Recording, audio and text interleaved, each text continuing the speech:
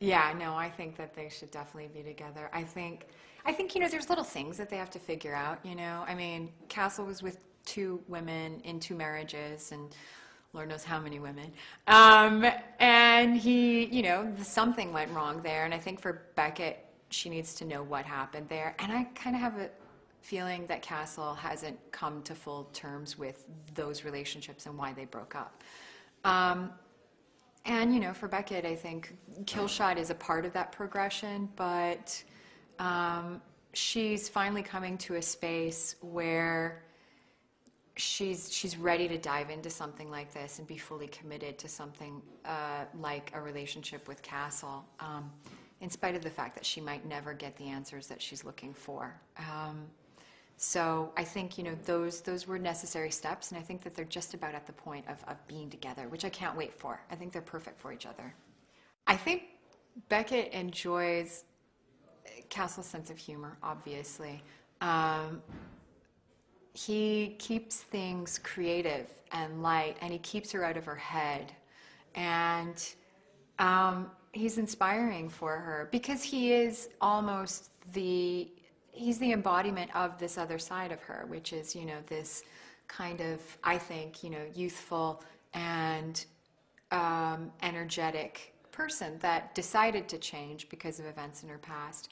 But it's all there, it's all in her, and you see it, I see it at least, when the two of them are doing that kind of verbal foreplay, when they're figuring out, solving a case together, and they jump in on each other's lines and feed each other information, and they get really high on solving a case together, but that's that excitement that they both share.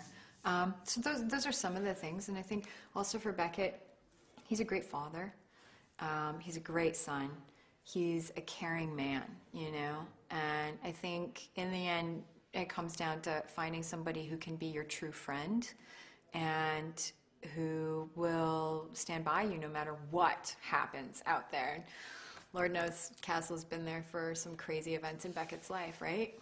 Apartment exploding, sniper shot, things like that. I don't know.